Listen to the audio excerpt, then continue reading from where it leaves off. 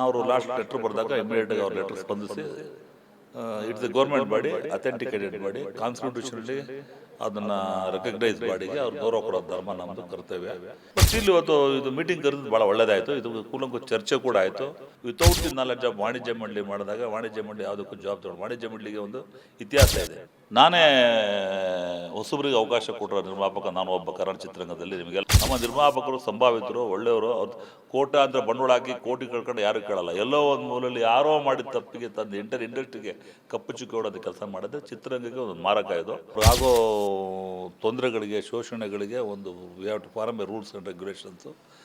Hema committee ಏನಂದರೆ ಅದ್ರ ಬಗ್ಗೆ ಹೇಮಾ ವರದಿ ಬಗ್ಗೆ ನಮ್ಗೆ ಮಾಡೋಕ್ಕೆ ಸ್ವಲ್ಪ ಕಷ್ಟ ಅನಿಸುತ್ತೆ, ನನ್ನ ಅನಿಸಿಕೆ ಇವತ್ತು. ಮೀಟಿಂಗ್ ಹೇಮಾ ಕಮಿಟಿ ಏನಾಗಿದೆ, 2017 ಕೇರಳದಲ್ಲಿ ಯಾವುದೋ ಇನ್ಸಿಡೆಂಟ್ ಆಯ್ತಂತೆ, ಕರೆಕ್ಟಾ?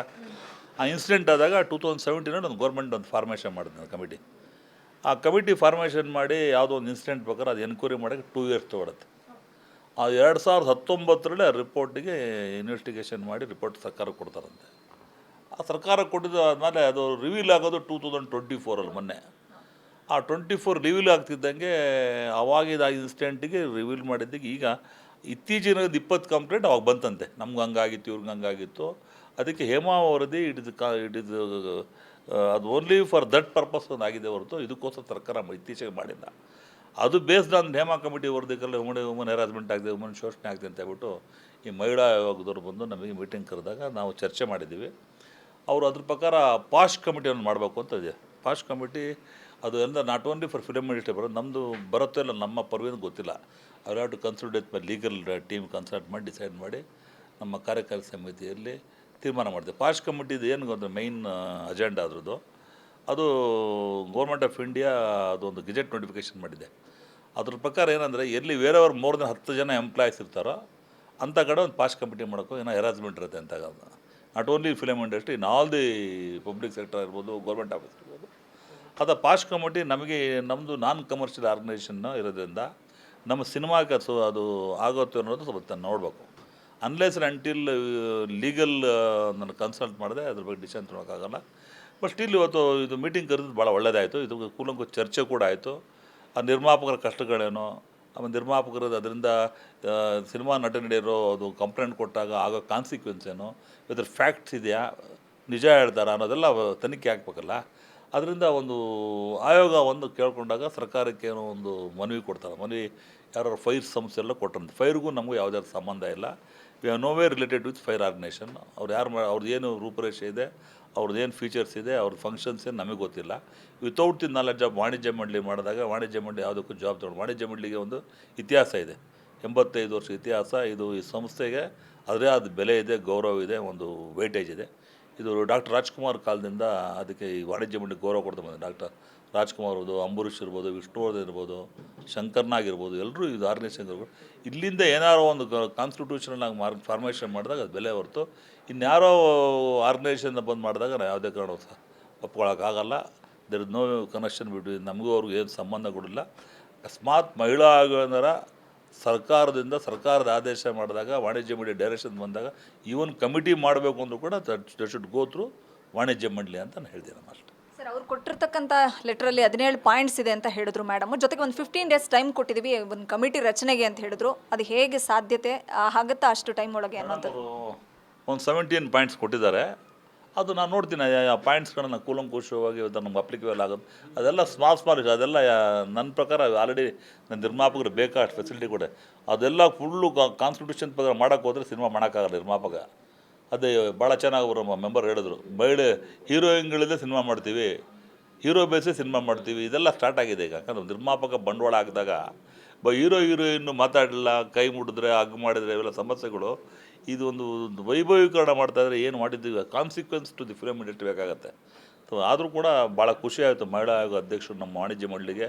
ಇದು ಮೊದಲನೇ ಬಾರಿ ನಮ್ಮ ವಾಣಿಜ್ಯ ಇತಿಹಾಸದಲ್ಲಿ ಯಾವ ಮಹಿಳಾ ಆಯೋಗದ ಅಧ್ಯಕ್ಷರು ಬಂದಿರಲಿಲ್ಲ. ಅವ್ರಿಗೆ ನಿಜವಾದ ವಾಣಿಜ್ಯ ಮಂಡಳಿ ಪರವಾಗಿ, ನಮ್ಮ ಚಿತ್ರೋದ್ಯಮ ಪರವಾಗಿ ಅಭಿನಂದನೆ ಸಲ್ಲಿಸ್ತೀನಿ. ಮುಂದಿನ ಕಾನ್ಸಿಕ್ವೆನ್ಸ್ನ ನಮ್ಮ ಮೀಟಿಂಗಲ್ಲಿ ಚರ್ಚೆ ಮಾಡಿ ಏನಾಗುತ್ತೋ ತಿಳಿಸ್ತೀನಿ ಮನೆ. ಕಮಿಟಿ ನಮ್ಮ ರಿಪೋರ್ಟ್, ನಮ್ಮ ಲೆಟ್ರ್ಗಳು ಅಫಿಷಿಯಲಾಗಿ ಕೊಡಲಿ. ಅವರು ಏನು ಲೆಟ್ರ್ ಕೊಡ್ತಾರೋ ನಾನು ಡಿಸ್ಕಸ್ ಮಾಡಿ ಲೀಗಲ್ ಕನ್ಸಲ್ಟ್ ಮಾಡಿ ಅದು ನಮ್ಗೆ ಅಪ್ಲೈ ಆಗುತ್ತಾ ಇಲ್ವಾ ಅನ್ನೋದು ನೋಡ್ಕೊಂಬಿಟ್ಟು ನಾನು ಮಾಡ್ತೀನಿ. ಸರ್ ಮಲಯಾಳಂ ಚಿತ್ರರಂಗ ಬಂದಾಗುವಂಥ ಸಂದರ್ಭ ಬಂದಿದೆ ಇವಾಗ. ಆ ಥರದ ಸನ್ನಿವೇಶ ನಮ್ಮ ಚಿತ್ರರಂಗಕ್ಕೂ ಬರಬಾರ್ದು ಅನ್ನೋಂಥದ್ದು ಕೆಲವು ನಟಿಯರು ನಿರ್ಮಾಪಕರ ಪರ ಮಾತಾಡಿದ್ರು. ಸೊ ಇದಕ್ಕೆ ನೀವೇನು ಹೇಳ್ತೀರಾ ಅನ್ನೋದು? ಯಾರು ಹೇಳಿದ್ರು ಬಂದಾಗ್ತದೆ? ಅಲ್ಲ, ಕೆಲವು ರಾಂಗ್ ಕಮ್ಯುನಿಕೇಶನ್. ಅವರು ಇಲ್ಲೇ ಇದೆಯಲ್ಲ, ಇಲ್ಲೇ ಕೇರಳದಿಂದ ಬಂದಿರೋದು. ನಮಗೆ ಬೆಳಗ್ಗೆ ತಾನು ಮಾತಾಡಿದ್ದೀನಿ, ಸಿನಿಮಾ ರಂಗ ಬಂದಾಗ್ತಿರೋ ಸುಳ್ಳೋದು. ನೀವು ಸುಮ್ಮನೆ ಯಾರಾದರೂ ಕೇಳಬೇಡಿ. ಅವರು ಕಾನ್ಸ್ಟಿಟ್ಯೂಷನ್ ಪ್ರಕಾರ ICC ಕಮಿಟಿ ಅಂತ ಫಾರ್ಮೇಟ್ ಅದ. ICC committee form by home Kerala film chamber of commerce. ಅಲ್ಲಿ ಯಾರು ವುಮನ್ ಯಾರು ಇರ್ತಾರೋ ಅವ್ರಿಗೆ ಲೀಡರ್ಶಿಪ್ ಕೊಡಬೇಕಂತಿದೆ. ಕಮಿಟಿ ಮಾಡಬೇಕು. ಕಮಿಟಿಲಿ ವುಮನ್ ಲೀಡರ್ಸ್ ಅಂತ ಹೇಳಿದ್ದಾರೆ. ಅದ್ರಲ್ಲಿ ಯಾವುದೇ ಥರ ಇನ್ನೂ ಆಗಿಲ್ಲ. ಈ ತಿಂಗಳು 25ನೇ ತಾರೀಕು ಕೇರಳದಲ್ಲಿ ಮೀಟಿಂಗ್ ಕರೆದಿದ್ದಾರೆ. ಅದು ಚಿತ್ರರಂಗ ಯಾವುದಾದ್ರು ಬಂದಾಗಿಲ್ಲ. ಇದು ರಾಂಗ್ ಕಮ್ಯುನಿಕೇಷನ್ ಅಂತ ನಾನು ಹೇಳ್ತೀನಿ. ಸರ್ ಭಾವನಾ ಅವರು ನಿರ್ಮಾಪಕರ ಪರವಾಗಿ ಮಾತಾಡಿದ್ರು. ಸೊ ನೀವು ಏನು ಹೇಳ್ತೀರಾ ಭಾವನಾ ಬಗ್ಗೆ? ನಿಮ್ಮ ಒಂದು ಅಭಿಪ್ರಾಯ, ನಿರ್ಮಾಪಕರಾಗಿ ತಾವೇನು ಹೇಳ್ತೀರಾ ಅನ್ನೋಂಥದ್ದು? ಅವರು ಕರೆಕ್ಟಾಗಿ ಅವ್ರ ಅನಿಸಿಕೆ, ಅವ್ರ ಅನುಭವ, ಸೀನಿಯರ್ ಮೋಸ್ಟ್ ಆರ್ಟಿಸ್ಟ್ ಅವರು. ಅವರಿಗೆ ಚಿತ್ರರಂಗದಲ್ಲಿ ಏನಿದೆ ನನಗೆ ಶೋಷಣೆ ಆಗಿಲ್ಲ. ಅದು ಭಾಳ ಗೌರವ ಕೊಡ್ತಾರೆ. ಏನು ಬೇಸಿಕ್ ಕಮ್ಯುನಿಟೀಸ್, ಏನು ಕಮ್ಯುನಿಟೀಸೇ ಕೊಟ್ಟಿಲ್ಲ. ಟಾಯ್ಲೆಟ್ ಇರೋಲ್ಲ, ಹೆಣ್ಮಕ್ಳಿಗೆ ಡ್ರೆಸ್ ಚೇಂಜ್ ಯಾರು ಹೇಳಿದ್ರು? ಇವತ್ತಿನ ಫೆಸಿಲಿಟಿ ನಾವು ಕೊಡುವಷ್ಟು ನಿರ್ಮಾಪಕ ಕೊಡುವಷ್ಟು ಯಾರೂ ಕೊಡೋಕ್ಕಾಗಲ್ಲ. ಇನ್ನೂ ಕೊಡಬೇಕು ಅಂದರೆ ಲಕ್ಸುರಿಯಸ್ ಕೊಡೋಕ್ಕಾಗತ್ತೆ. ಅದಕ್ಕೆ ಮಹಿಳೆಯರಲ್ಲೇ ಸಿನಿಮಾ ಮಾಡ್ಬೇಕು ಅಂದ್ರಲ್ಲ ನಮ್ಮ ಮೆಂಬರ್ ಒಬ್ಬರು ಚೆನ್ನಾಗಂದ್ರು, ಕಾರ್ಯಕರ್ತ ಅನಿಸಿದ್ರು. ಅದರಿಂದ will have to think about this. ಸುಮ್ಮನೆ ನಾವು ಹೇಸ್ಟ್ ಡಿಸಿಷನ್ ತೊಗೊಂಡು ಏನೇನೋ ಮಾತಾಡೋವಂಥ ಸಂದರ್ಭದಲ್ಲಿ ಇದನ್ನು ಡಿಸ್ಕಸ್ ಮಾಡಿ. ಬಟ್ ಆದರೆ once again thank you very much, thanks ಹೇಳ್ತಿದ್ರು ಈಗ ಮಹಿಳಾ ಅಧ್ಯಕ್ಷರಿಗೆ. ನಮಗೂ ಕೆಲವು ವಿಚಾರಗಳು ನಮ್ಗೆ ಗೊತ್ತಿರಲ್ಲ, ಅದು ಗೊತ್ತಿರೋಂಥ ಕೆಲಸ ಮಾಡಿದ್ದಾರೆ. ನಾವು ಮುಂದಿನ ದಿನಗಳು ಚರ್ಚೆ ಮಾಡಿ ವಾಣಿಜ್ಯ ಬಂಡ್ಲಿಯಿಂದ ಮಹಿಳೆಯರಿಗೆ ಶೋಷಣೆ ಆಗೋದು ತಪ್ಪಿಸೋಕ್ಕೆ ನಾವು ಕೂಡ ಮೊದಲನೇ ನಮಗೂ ಹೆಂಡತಿ ಮಕ್ಕಳು ತಂಗಿ ಅಕ್ಕ ತಂಗಿ ಎಲ್ಲ ಇದ್ದಾರೆ. ಅದರಿಂದ ಅವ್ರಿಗೆ ಪ್ರೊಟೆಕ್ಟ್ ಮಾಡೋಂಥ ಕೆಲಸ ವಾಣಿಜ್ಯ ಮಂಡಳಿ ಜವಾಬ್ದಾರಿ ಈ ಹಿಂದೆ ಕೂಡ ಮಾಡಿದೆ, ಮುಂದೆ ಕೂಡ ಮಾಡ್ತೀವಿ ಅಂತ ಹೇಳಕ್ಕೆ.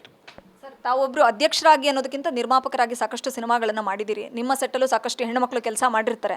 ಸೊ ನೀವು ಕಂಡಂತೆ ಕನ್ನಡ ಚಿತ್ರರಂಗದಲ್ಲಿ ಆ ಥರದ್ದು ಏನಾದರೂ ಶೋಷಣೆಗಳು ಆಗಿದ್ದು ಉಂಟಾ? ಯಾರಾದರೂ ನಿಮ್ಮ ಬಳಿ ಬಂದು ಯಾರಾದರೂ ಲೆಟ್ರು ಕೊಡೋದು ಅಥವಾ ದೂರು ಕೊಡೋದು ಆ ಥರದ್ದು ಕೆಲಸಗಳಾಗಿತ್ತಾ? ನಾನೇ ಹೊಸಬ್ರಿಗೆ ಅವಕಾಶ ಕೊಟ್ಟರು ನಿರ್ಮಾಪಕ ನಾನು ಒಬ್ಬ. ಕನ್ನಡ ಚಿತ್ರರಂಗದಲ್ಲಿ ನಿಮಗೆಲ್ಲ ಗೊತ್ತಿದೆ. ರಮ್ಯಾ ಅವ್ರ ಬಗ್ಗೆ ನಾನು ಸಿನಿಮಾದೇ ಮಾಡಿದರು. ರಮ್ಯಾ ಅವರು 2 ಸಿನಿಮಾ ಮಾಡಿದೆ. ಎಕ್ಸ್ಕ್ಯೂಸ್ ಮಿ ಮಾಡಿದೆ, ತರಣಂ ತರಣ ಮಾಡಿದೆ. ಬಹುಶಃ ಚಿತ್ರರಂಗದಲ್ಲಿ ನಾನು 7 ಜನ ಹೀರೋಯಿನ್ ಲೈಫ್ ಹೊಡಿದ್ದೀನಿ. ನಿತ್ಯಾಮನ ಇರ್ಬೋದು, ರಮ್ಯಾ ಇರ್ಬೋದು, ಪದ್ಮಪ್ರಿಯ ಮಲಯಾಳಂ ಹೀರೋಯಿನ್ನು, ಆಮೇಲೆ ನವನೀತ್ ಕೌರ್ ಅಂತ MP ಆದರು 4, ಪೂಜಾ ಕನ್ವಲ್ ಅಂತ ಬಾಂಬೆ ಹೀರೋಯಿನ್ನು, ರಿಚಾ ಪಲಟು, ಗೌರಿ ಕಾರ್ನಿಕ್ಕು, 8-10 ಜನ ಹೀರೋಯಿನ್ ಕೊಟ್ಟು ನಮ್ಗೆ ಯಾವ ಥರ ಅನುಭವ ಆಗಿಲ್ಲಪ್ಪ. ಎಲ್ಲರೂ ಖುಷಿಯಾಗಿ ಇವತ್ತಿಗೂ ಅವ್ರ ಜೊತೆ ಸಂಪರ್ಕದೀನಿ, ಮಾತಾಡ್ತೀನಿ, ಖುಷಿಯಾಗಿ ಮಾತಾಡ್ತಾರೆ.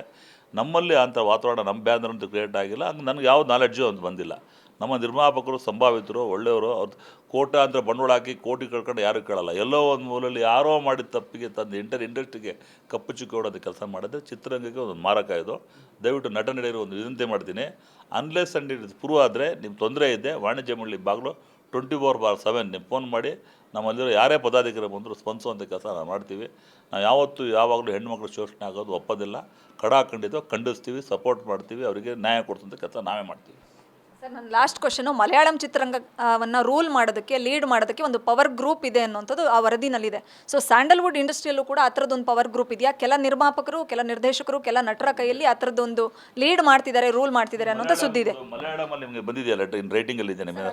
ಹೇಮಾ ಕಮಿಟಿನಲ್ಲಿ ಅದಿದೆ ಪವರ್ ಗ್ರೂಪ್. ಹೇಮಾ ಕಮಿಟಿ ಇದು only constitute only for the specific purpose, not for ಇದು ಕಲೆಕ್ಟಿವ್ ಪರ್ಪಸ್ ಇಲ್ಲ. ಅದು ದಟ್ ಇಸ್ ಓನ್ಲಿ ಸ್ಥೀಮಿತ 2017 ಆಗಿರೋ ಇನ್ಸಿಡೆಂಟಿಗೆ ಅದಕ್ಕೆ ಫಾರ್ಮೇಷನ್ ಮಾಡೋದು ಹೊರತು 2019 ಅದು ಬಹಿರಂಗ ಆಗಿದೆ. ಅದಂದರೆ ಅದನ್ನು 2024 ಅವರ್ಸಲ್ಲಿ ಆಯ್ತು ಕರೆಕ್ಟ್ರೆ. ಅದು Hema committee is not for the entire ಇಂಡಸ್ಟ್ರಿಗಲ್ಲ. ಆ ಕಮಿಟಿ ಇಲ್ಲಿ ವರ್ಕೌಟ್ ಆಗಲ್ಲ ಕರ್ನಾಟಕಕ್ಕೆ ಅಂತ ನನ್ನ ಭಾವನೆ, ನನ್ನ ಅನಿಸಿಕೆ. ತಿಳ್ಕೊಳ್ಳಿ ಅಷ್ಟೇ. ಬಾಯ್. ಇದಿಷ್ಟು ಎನ್ ಎಂ ಸುರೇಶ್ ಸರ್ ಮಾತುಗಳಾಗಿತ್ತು. ಬೆಂಗಳೂರಿನಿಂದ ಕ್ಯಾಮ್ರಾ ಪರ್ಸನ್ ಯುವರಾಜ್ ಜೊತೆ Vishalakshi, entertainment bureau, guarantee news. Guarantee news, ಸುದ್ದಿ ಖಚಿತ, ನ್ಯಾಯ ನಿಶ್ಚಿತ.